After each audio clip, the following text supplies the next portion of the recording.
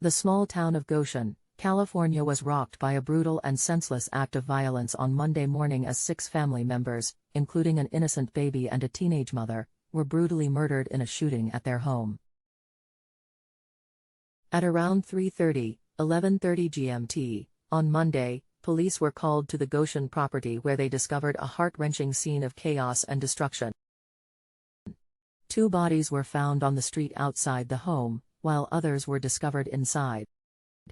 The local sheriff, Mike Boudreau, described the incident as a horrific massacre and immediately launched a manhunt for the suspects. It is suspected that the shooting was linked to drugs, as the same home had been raided for narcotics just a week prior to the incident. Speaking at a news conference on Monday, Sheriff Boudreau stated that this was not a random act of violence. One of the victims was still alive when police arrived at the scene, but they were rushed to the hospital where they tragically passed away. The investigation is ongoing as authorities work tirelessly to search for at least 2 suspects and uncover the motives behind this devastating tragedy. This tragic incident has left the community in shock and grief, as innocent lives were taken in a senseless act of violence.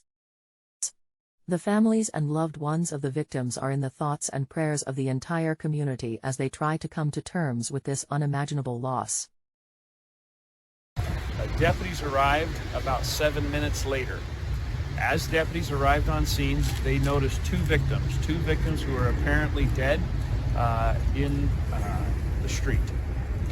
Deputies began calling for more assistance and located a 3rd victim of a shooting in the doorway of the residence where the gunfire was coming from. As deputies began searching the area, unfortunately they began finding multiple victims at this scene. At this point, we have six total victims. We have victims that are located inside the home.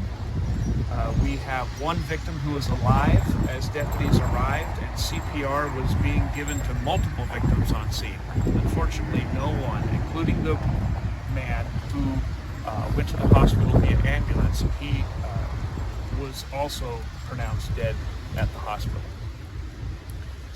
We can tell you that we believe we have at least 2 suspects at this point. We also believe that this is not a random act of violence. We believe that this was a targeted family. We believe that there are gang associations involved in this scene, as well as potential narcotics